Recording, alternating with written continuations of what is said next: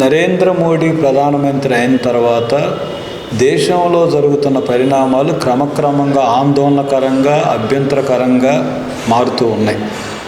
మొన్న బీహార్లో జరిగినటువంటి ఎన్నికల్లో బీజేపీ ఎన్డీఏ గెలిచిన తర్వాత మరింత ప్రమాదకరమైన సంకేతాలు దేశంలో రాబోతూ ఉన్నాయి. బీహార్ ఎన్నికల్లో కూడా గెలుపు ప్రజల మద్దతు కాదు, కులం పేరుతో, మతం పేరుతో, ప్రాంతం పేరుతో విచ్చలవిడిగా ప్రజల్ని చీల్చారు. దానికి తోడు ఎన్నికల కంటే ముందు అనేక పథకాలతో వేల కోట్ల రూపాయలు జనం దగ్గరకు పంచారు.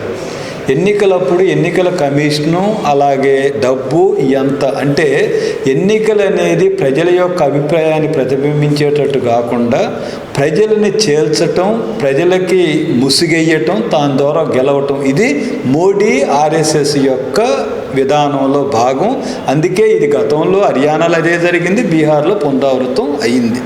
దీంతో వచ్చిన ప్రమాదం అని చూసినప్పుడు మొదటి విషయం, దేశంలో ఉన్నటువంటి సహజ వనరుల్ని, సహజ సంపదని కార్పొరేట్లకు, కంపెనీలకు బీజేపీ కారు సౌకగా కట్టబెడతా ఉంది.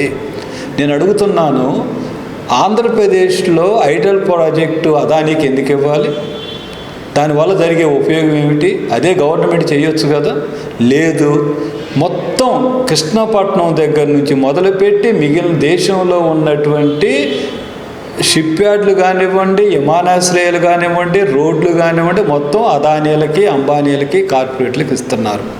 ఇంకో గొప్ప చర్చ జరుగుతుంది. మన మోడీ గారు ఎంత విచిత్రంగా ఉంటుందంటే, జిఎస్టీని తెచ్చింది మోడీ గారు, దాంతో లక్షల కోట్ల రూపాయల భారం పన్నుల పేరుతో జనాన్ని పీల్చి పిప్పి చేశారు. మళ్ళీ తగ్గించామనే పేరుతో సంబరాలకి కర్నూలు వారు రావటం, చంద్రబాబు నాయుడు గారు సంబరాలు పట్టడం.